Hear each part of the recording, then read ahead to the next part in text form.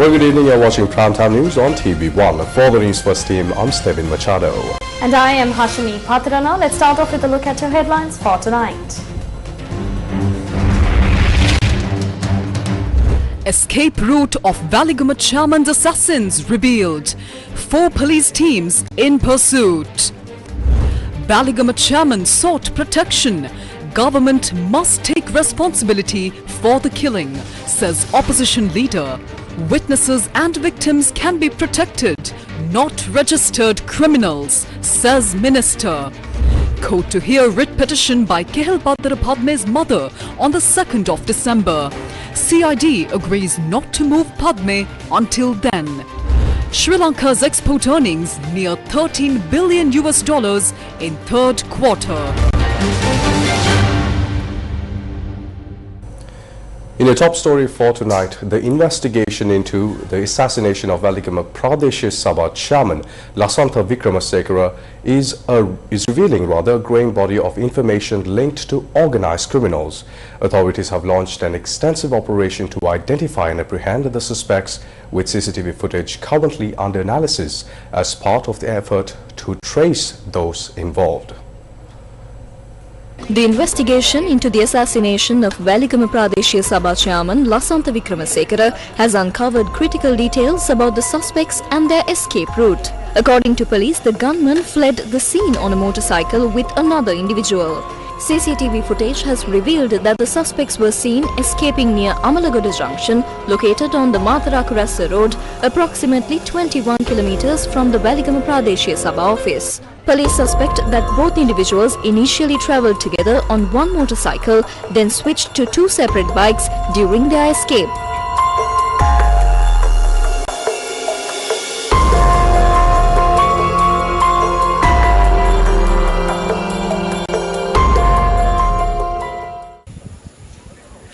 The body of Lasantha Vikramasekara was brought to his residence this morning. Vikramasekara, aged 38, was a father of 3 and had been elected chairman of the Valiguma Pradesh Sabha under the Samagijana Balawegya in the last local government election. His final rites are scheduled to take place on the 26th of October at the family burial grounds. Minister Ananda Vijayapala addressed Parliament regarding the ongoing investigation. Immediately after the incident was revealed yesterday, I issued direct orders to the IGP and senior DIG Karavita of the CID to enforce the law and launch a full-scale operation. 4 police teams have been deployed. We've already received promising leads. Within 2 to 3 days, all individuals connected to this crime will be taken into custody. Orders have been issued and the teams are actively working. We deeply regret the assassination of the chairman. As I stated yesterday in this chamber, it doesn't matter whether the victim was linked to the underworld or any other group. Every life matters. We are committed to protecting every life.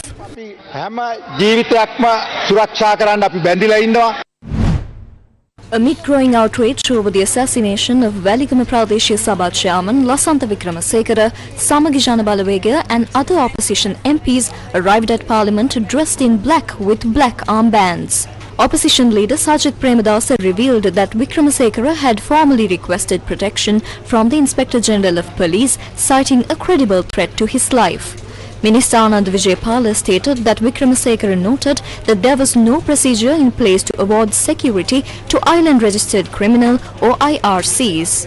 Lasantha Vikramasekara Valiguma Pradesh Sabhaවේ සභාපතිවරයා Lasantha Vikramasekara, chairman of the Valiguma Pradesh Sabha, wrote to the Inspector General of Police on 29th of August 2025. He said there was a plan to assassinate him, either when attending court or leaving the council premises.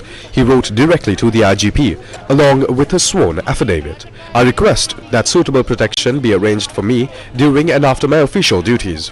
Even under such circumstances, why did the government fail to provide him with proper protection? Does a Pradesh Sabha chairman not have the freedom to come to his council and serve the people? Is this the rebirth of a prosperous country and a beautiful life? What has been created is not prosperity or beauty. It is a culture of murder, a wave of assassinations, a barbaric culture. This government must take responsibility for failing to ensure the safety of the Pradesh Sabha chairman. මේ ප්‍රාදේශීය සභා සභාපතිවරයාගේ ආරක්ෂාව සලස්වන්නට කටයුතු නොකිරීමේ ඒ වගකීම බාර ගන්නට ඕන. රජය වග කියන්නත් ඕන.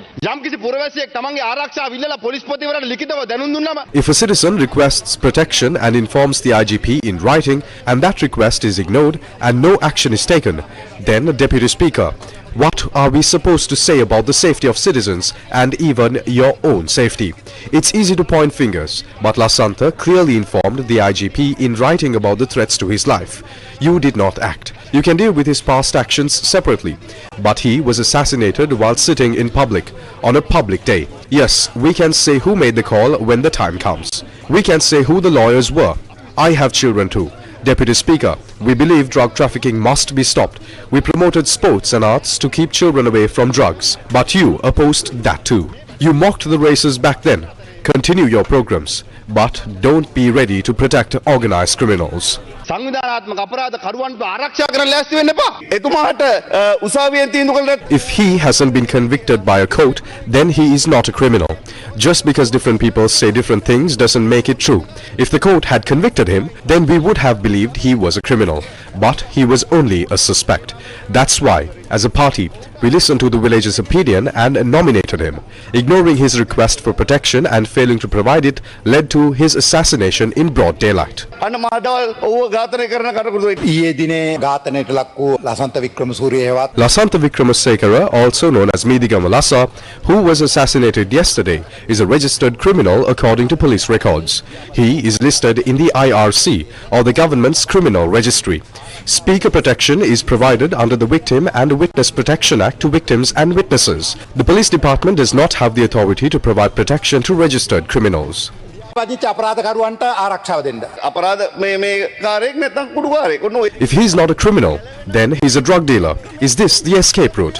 What kind of government is this? If that's how it is, then hand over the country to a child. ඉතින් ඕම කරන්න ඔයගොල්ලෝට නෑ. ඔක ළමයිකට බාර දෙන්න. අපි අහනවා විපක්ෂ මහත්තුරුන්ගෙන් කොහොමද ඔබ තමුන්නාන්සලා We asked the opposition MPs, how can you speak like this while dressed in black? You're standing up for drug traffickers and organized criminals.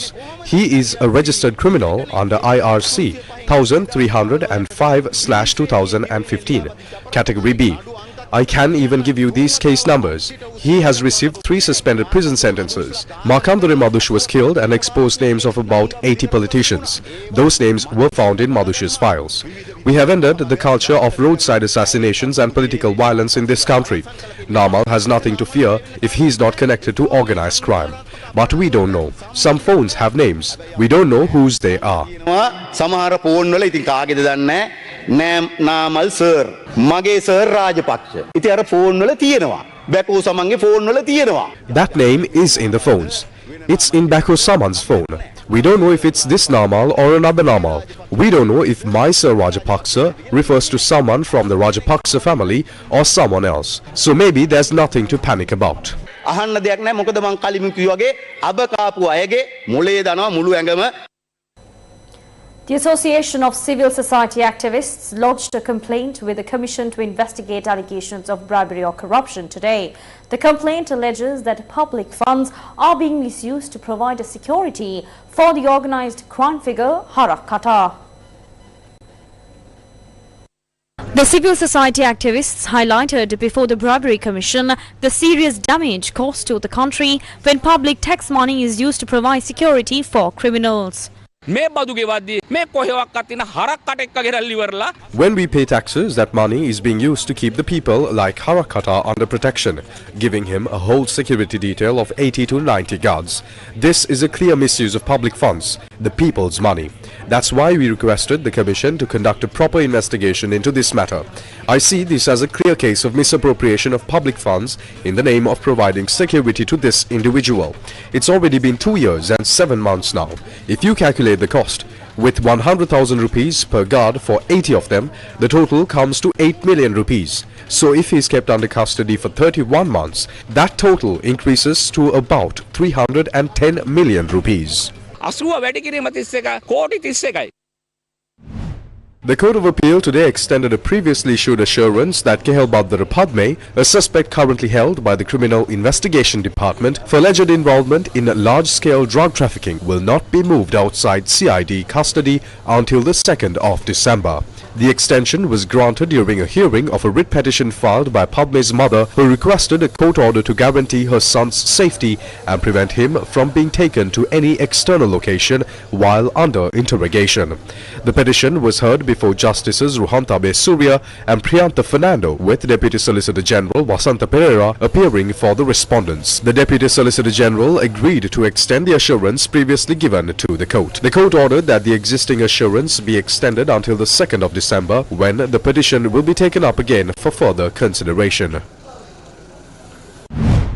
Sadika Lakshani, wife of alleged underworld figure Bako Saman, has been further remanded until the 31st of October by Colombo Chief Magistrate Asanga S. Bodaragama as investigations into suspected financial irregularities continue.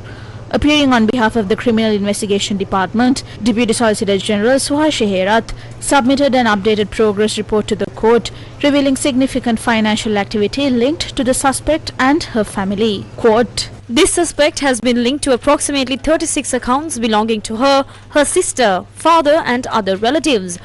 Over 147 million rupees has been transacted through these accounts. There is no total amount, Your Honour, but large sums have been moved. It is essential to investigate who deposited these funds, for what purpose and under what circumstances. End quote. Deputy Solicitor General Suhash Herath further explained that conflicting statements made by the suspect and her husband have complicated the investigation. Quote, Your Honour, we are investigating the mobile phone used by the suspect before leaving Sri Lanka. Since we have not been able to locate the device, we are attempting to retrieve relevant data via her email address. Additionally, Your Honour, the statements given by the suspect's husband and father to the CID differ from those given to the Western Province North Crimes Division. These contradictions have made the investigation extremely complex. Therefore, Your Honour, we request sufficient time to continue the inquiry and ask that the suspect be further remanded. end quote. Attorney at law Lakma Ratnayaka, appearing for the suspect, submitted a bail application arguing that the prosecution had not presented concrete evidence. Quote, Investigating officers have yet to present specific facts regarding the charges against this suspect. The B reports submitted so far do not contain any clear evidence. Investigators are requesting remand based on a case that does not fall under this court's jurisdiction and have not even named her as a suspect. Therefore, Your Honour, I respectfully request that she be released on any suitable conditions. end quote. Deputy Solicitor General Suhash Herath objected to the bail request. After reviewing the submissions, Chief Magistrate Bodaragama ordered that Sadika Lakshani be further remanded until the 31st of October and scheduled the bail order to be delivered on that date. Meanwhile, the adjournment motion debated in Parliament today was on the national program for the eradication of drug and organized crime and strengthening the legal framework. Here are a few of the views expressed during that. They promoted DIG Disanaika, Mahinda Disanaika to DIG. Who is this ASP? This is the ASP who conspired to put Dr. Shafi inside. This is the report, Shani's report. The report made by Shani and Ravi Senaviratna. Now I ask Shani, I ask Ravi, aren't you ashamed? Shani, aren't you ashamed? Ravi, the very person you said was guilty has been promoted to DIG by this government. Just the other day, a journalist went and lodged a complaint with the Bribery Commission against Kitsiri Jailath. As soon as the complaint was lodged, do you know what the present IG did? He wrote a letter to the CID to arrest the journalist. Shani said no. They took a statement and let the journalist go. So isn't this the path of a criminal state? We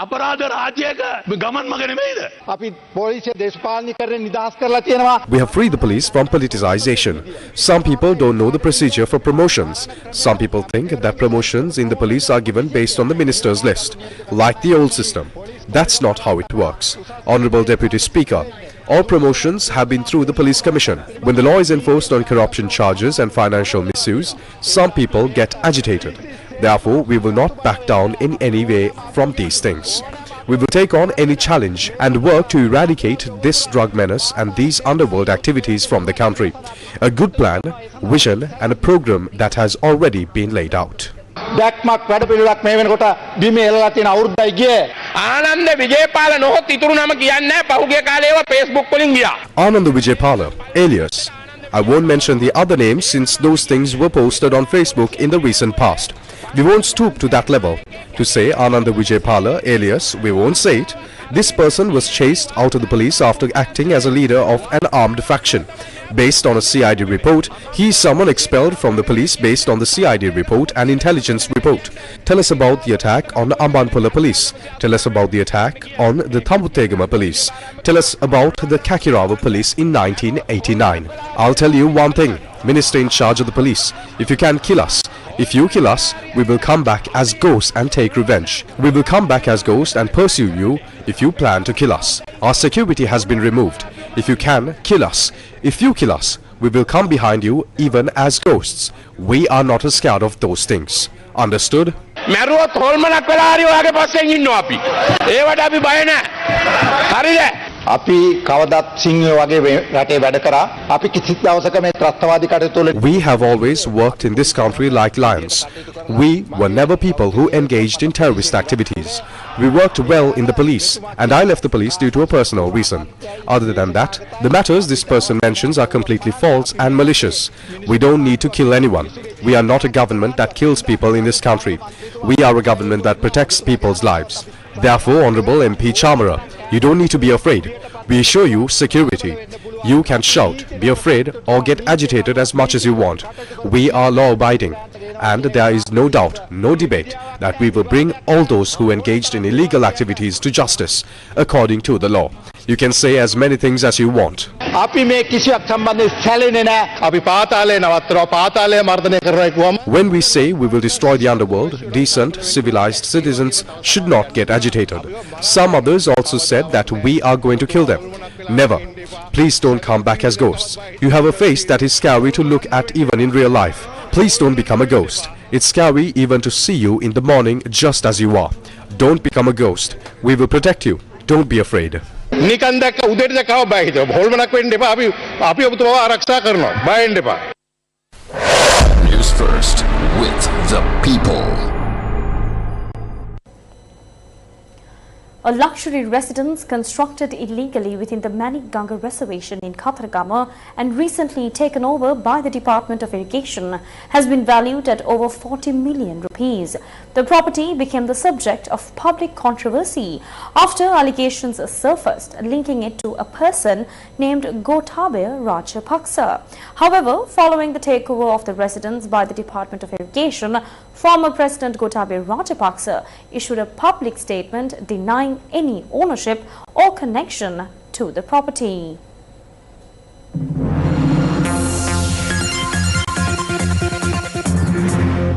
What's the controversy surrounding the Katharagama residence? A luxury residence has been illegally constructed on Depot Road, Katharagama, within the Maniganga Reserve, a protected area. Its current estimated value exceeds 40 million rupees. While the CID investigation continues, the Department of Irrigation officially took over the property on the 13th of this month. This controversial house first came to public attention in January 2010 through a news report that questioned the ownership based on the name listed on water and electricity bills. However, a formal investigation only began in 2015. Following the 2019 change in government, the inquiry was shelved. On the 22nd of October 2024, the CID received a fresh complaint reigniting the probe. After conducting investigations, CID officers submitted a B report to the Tissamaharama Magistrates Court on the 5th of November last year. Statements have now been recorded from former President Gotabaya Rajapaksa, Neville Vanyarachi, the security officer to former President Mahinda Rajapaksa, and Yoshitha Rajapaksa, son of former President. Additionally, former Deputy Chairman of the Sri Lanka Transport Board, L.A. Vimalaratna, and former Chairman of the Katharagama Pradeshya Sabha, Ashoka Wickramasinghe, were arrested and later released on bail. The case is scheduled to be heard again on the 24th of November. What did the CID investigation reveal? The house was constructed between 2006 and 2012, confirmed through Google Earth imagery. It has been assigned assessment number 16, and in 2023, a payment of 32,953 rupees was made under the name RADN Ranasinghe. Applications for water and electricity connections were submitted under the name Gotabaya Rajapaksa. Former chairman Ashoka Wickramasinghe issued letters in support of these applications. The Gram Niladhari and Divisional Secretary were also approached, with Ashoka certifying the requests. However, the then Gram Niladhari of Detagamua 146B opposed the construction and filed a complaint with the Khatargama police. No substantial investigation occurred until 2024. Former Sri Lanka Transport Board Deputy Chairman Vimal Ratna is alleged to have facilitated the construction and deployed Transport Board staff for the project. After its completion in 2012, various individuals occupied the house. From 2022 to December 2024, a retired army officer who served as a security officer to Yoshitha Rajapaksa was paid monthly to oversee the property. Once the CID investigation began, the keys to the house were handed over to the chief incumbent of Kirivehera Temple, and the previous occupants vacated.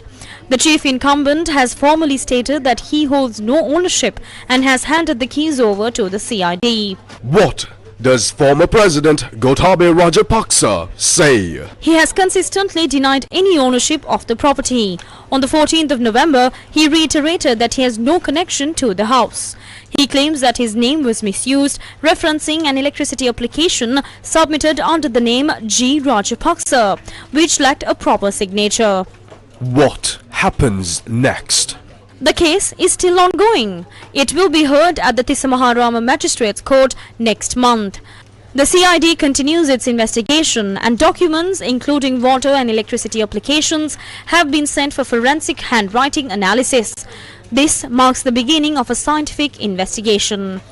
Additionally, findings have been forwarded to the Attorney General, and the Bribery Commission had been notified to investigate former officials who failed to act during the construction. The big question: who really owns this luxury house built illegally in the Manik Ganga Reserve? The answer will emerge through the ongoing investigations and judicial proceedings. Deputy Minister of Digital Economy Iranga Veeraratna declared that no data was compromised during the unexpected collapse of the Lanka government cloud on the 14th of October 2025. The statement came in response to a series of probing questions from MP Ravi Karnanayaka of the New Democratic Front, who demanded clarity on the cause of the failure, accountability, and the government's preparedness to prevent future disruptions.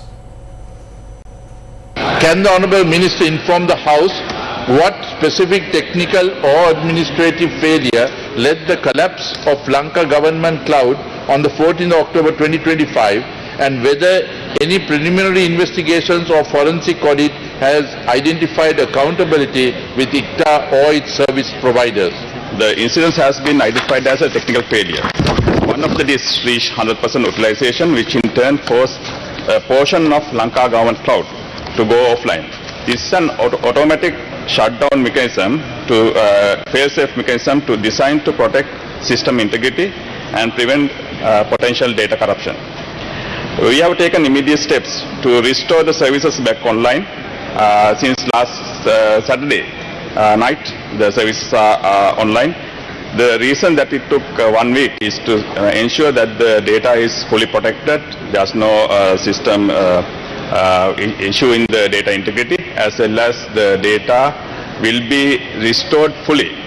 Will the Honourable Minister confirm whether the incident was purely an internal system failure as stated by the Sri Lankan Computer Literacy Readiness Team, or whether there is any evidence of external cyber intrusion or data compromise?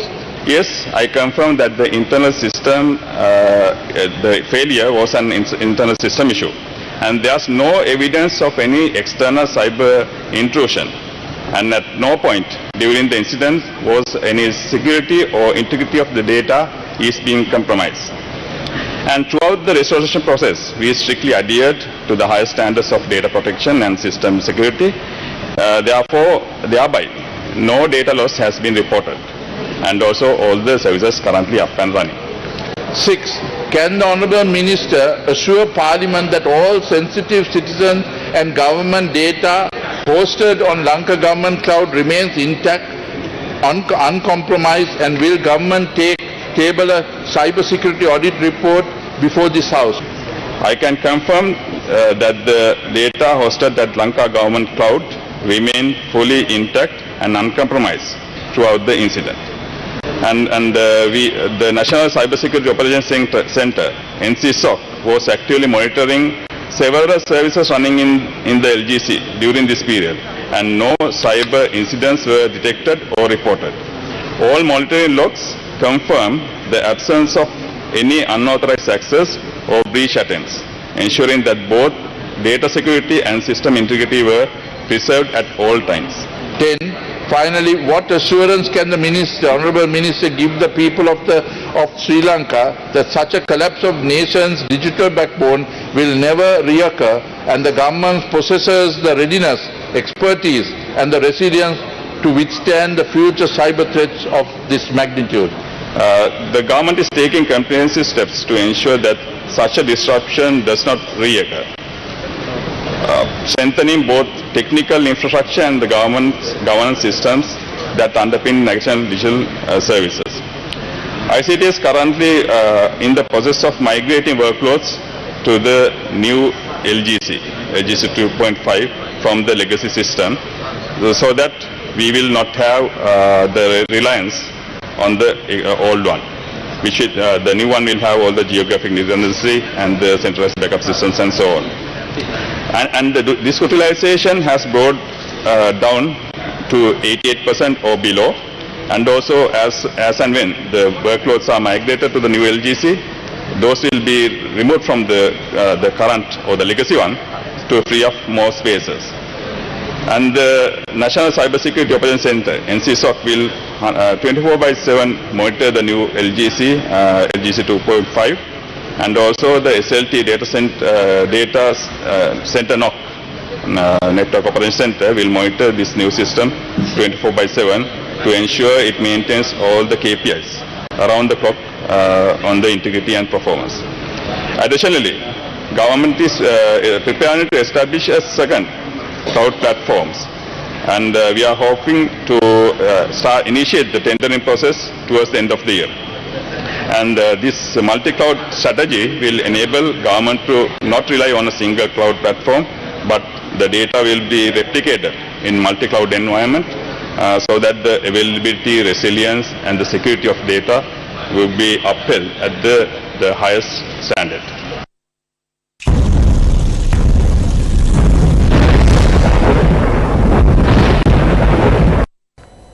The Department of Meteorology says that the prevailing rainy conditions are expected to recede after the 25th of October. Its director, Meryl Mendes, stated that the rainy weather currently affecting the southwestern part of the island is likely to subside thereafter. The low pressure area that was positioned to the north of Sri Lanka has now moved towards the Indian coast and is gradually weakening. As a result, its impact on Sri Lanka's weather conditions is now diminishing. Showers can still be expected at times today in the western, Sabaragamuwa, central and northwestern provinces, as well as in the Galle and Mathura districts. In addition, a few spells of showers may occur in the northern and north-central provinces. In the remaining areas of the island, particularly in the Batiklo and Ampara districts and in several places in the Uva province, thunder showers are likely to develop during the evening hours. We expect this rainy weather condition, especially in the southwestern part of the island, to continue until around the 25th of October. Meanwhile, the landslide early warnings issued for 11 districts remain in effect. Biz Fast. Chairman of the Export Development Board, Mangala Vijay Singha, says that Sri Lankan exporters have demonstrated remarkable resilience amid global challenges. Sri Lanka's export sector has recorded a total income of $12,986.52 million by the third quarter of 2025. He expressed these views while participating in a media briefing held at the Department of Government Information today.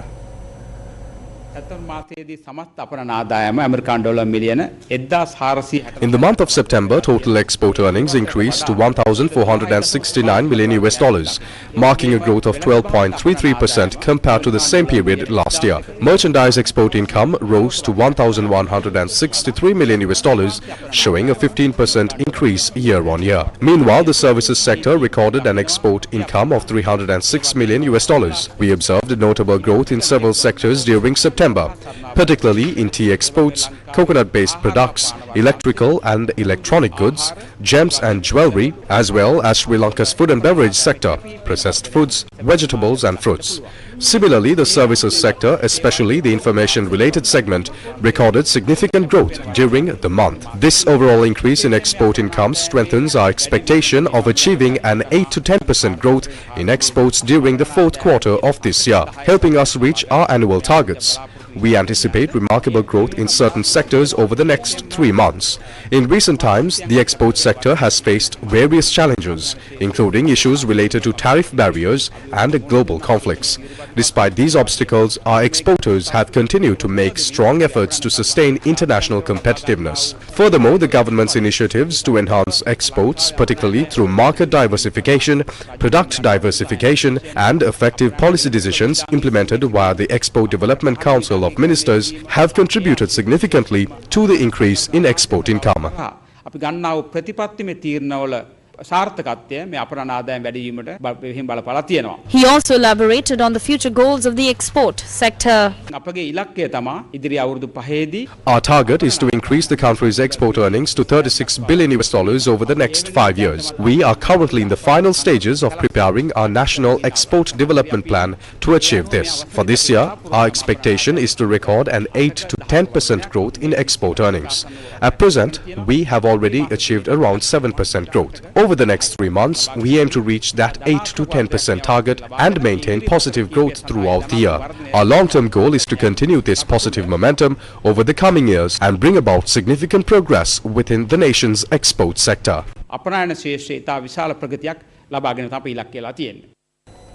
Central Bank Governor Dr. Nandalal Veerasinghe has assured the nation that Sri Lanka is on course to meet its inflation and financial stability targets by next year, with economic growth projected to remain healthy and sustainable.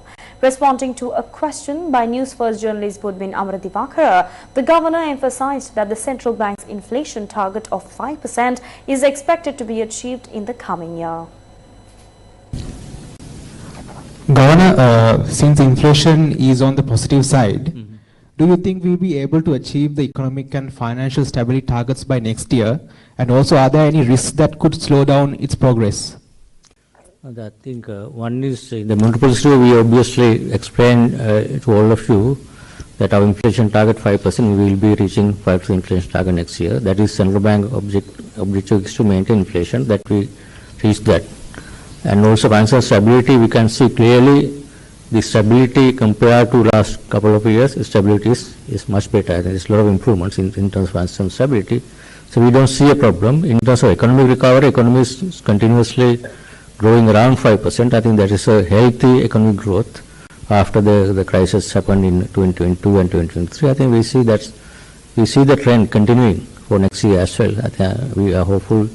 I think our projection also indicate next year also there will be at least 4 to 5% growth for next year. That is a very healthy, comfortable, good growth. Also, Governor, one small question from one side.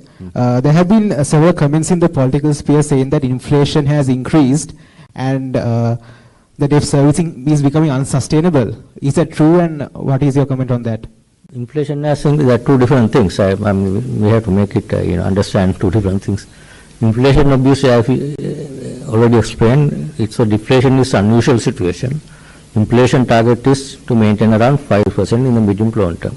So obviously inflation will have to increase to up that level on the medium to long term. There's no question about that. But the debt level, I think debt is a function of, we are talking of government debt. Government debt is a function of government fiscal deficits. The government is performing revenues, surpluses or deficits more than what was expected. then debt dynamics should be much more favorable than what was expected. That's a simple analysis. For example, this year, now government is going to exceed the key fiscal targets based on what they are basically expected. One is primary surplus. It was 2.3%. I think I can't share the numbers that government will have to announce. Primary surplus, in my understanding, will be much higher than what was expected this year. Revenue targets 15.3% will be that will be also exceeded with a significant margin. Expenditure also there will be a same level of. As a result, primary surplus will be better. Revenue targets will be better. Fiscal deficit will be lower than what was expected, which means if that did not happen, there could have been a higher level of debt to fill the gap. So with that, this element, there will be lower debt dynamics, debt path going forward, which will basically is positive for future debt sustainability and debt dynamics. That's what we see. All is about whether targets are being met. I think this time what positive part is that first time, I think after a long period, what was announced in the budget, actual is more than what was announced or targeted in the budget. That's I think first time in the history of several decades. And that's a positive performance on the fiscal side, which means debt dynamics should be better than what was expected earlier. So, Governor, with the recent easing of vehicle import restrictions contributing positively to revenue this year, what's the plan to sustain or increase revenue from vehicle imports next year, given that the initial surge in demand may not continue?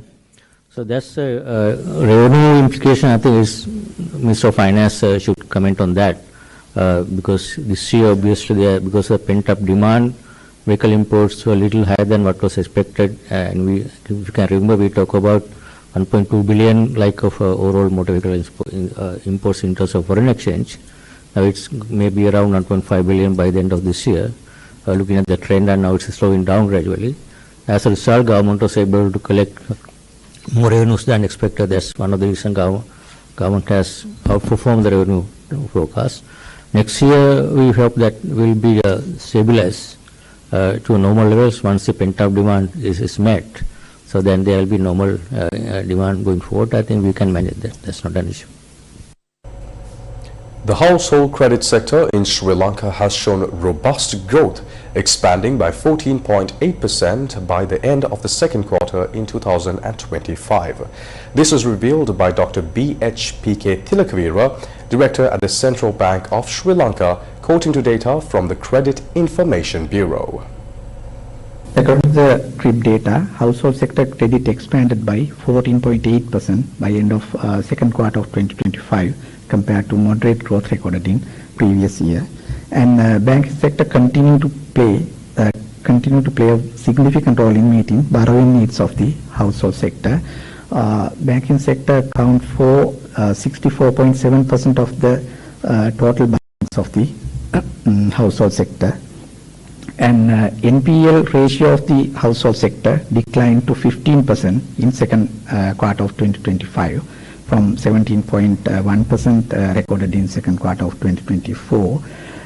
This indicates improvement in credit quality. Here the NPL ratio is different from stage 3 loan ratio, different from the stage 3 loan ratio. Here the NPL ratio is based on the time bucket relating to past due dates of the loans, facilities and loans. And we also analyzed the performance of listed non-financial corporates of the Colombo Stock Exchange, and accordingly net profit of the listed non-financial corporates expanded by 65.5% in first half of 2025 compared to 26.7% recorded in first half of 2024. And key financial performance indicators of the listed non-financial corporates also improved during the first half of 2025. The 2025 Presidential Environment Awards ceremony was held this morning at the Bandaranaike Memorial International Conference Hall under the patronage of President Andra Kumara Dissanayake. The MTV MBC Media Network was honoured with multiple awards in recognition of its outstanding contributions across several categories.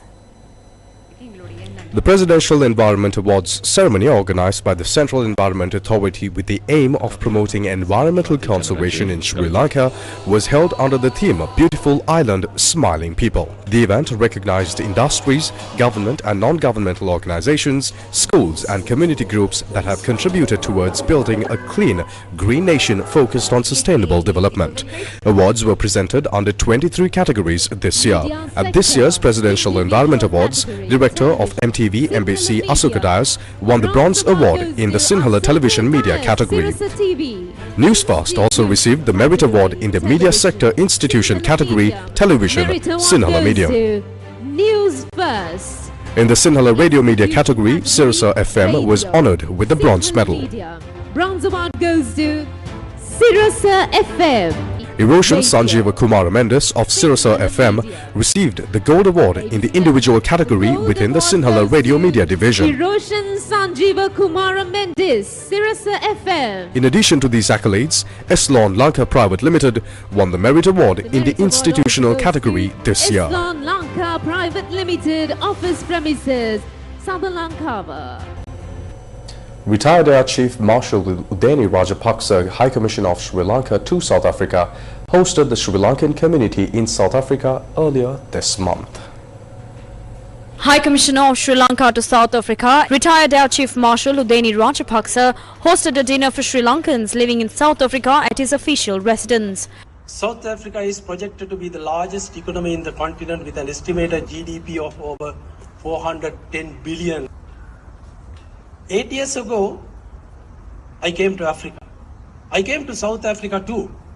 Then I saw the enormous potential South Africa has.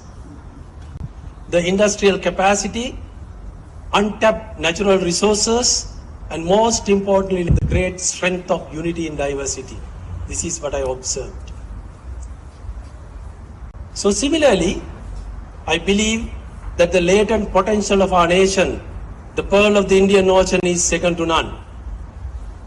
While virgin water droplets of our tea leaves and pristine beaches astonish the tourists around the world, the power of genuine smile of our people will take our tourism to loftier heights. With an administration that promotes transparency and accountability while mitigating corruption, you will have a greater confidence to encourage large investments from foreign countries. Nevertheless, ladies and gentlemen, in a world of inevitable geopolitical realities, economic compulsions, and also social uncertainties, our beloved nation has come to the crossroads where tough and bold decisions are imperative. It seems my nation has well understood these dynamics. To swim upstream, we need friends. We need capable and reliable friends. As per the Sri Lankan community, this is the first time ever a High Commissioner has extended an open invitation to all Sri Lankans in South Africa.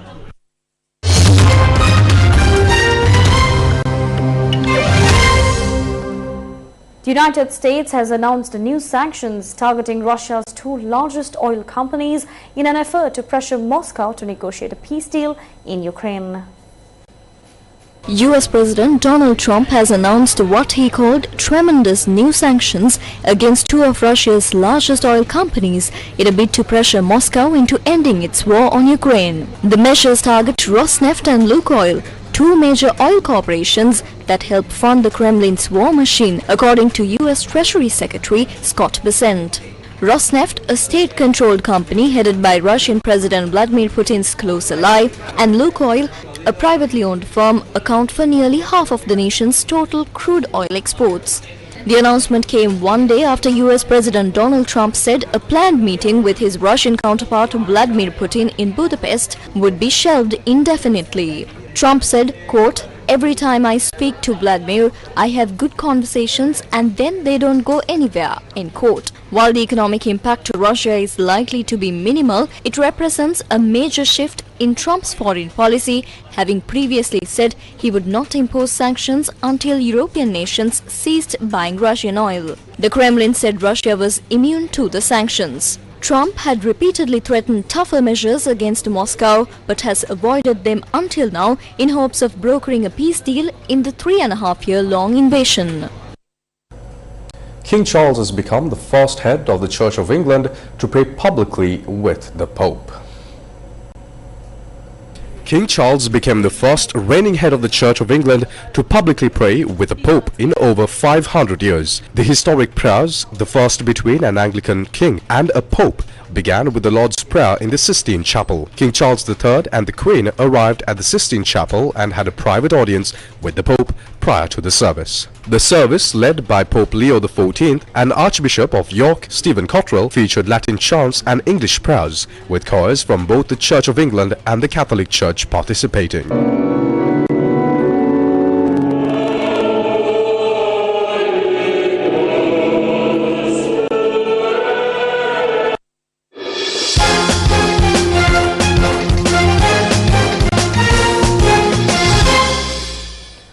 The match between the Indian and New Zealand teams in the 2025 Women's Cricket World Cup was temporarily interrupted by rain. However, after play resumed, the Indian team put on a score of 340 runs for the loss of 3 wickets in 49 overs. New Zealand were given a target of 325 runs to be chased down in 44 overs. A short while ago, New Zealand were 103 runs for the loss of 3 wickets at the end of 18.4 overs. New Zealand won the toss and decided to field first. This match is crucial for both teams as winning it is vital to keep their hopes alive for reaching the semi-finals. The Indian innings was opened by Smriti Mandhana and Pratika Rawal. The pair gave the Indian team a strong start. They built a 212-run partnership for the first wicket. Mandhana scored her 14th ODI century today. She scored 109 runs, which included 10 fours and 4 sixes. Pratika Rawal scored her second ODI century today. She amassed 122 runs, including 13 fours and 2 sixes. All matches of the ICC Women's Cricket World Cup 2025 can be watched live on TV1 and streamed online via www.sirasatv.lk, the official local broadcasting rights holder of the tournament. And with that, we wrap up Primetime News for tonight. For the Newsfirst team, I'm Stevin Machado. And I am Hashani Khatirano. Thank you for watching and good night.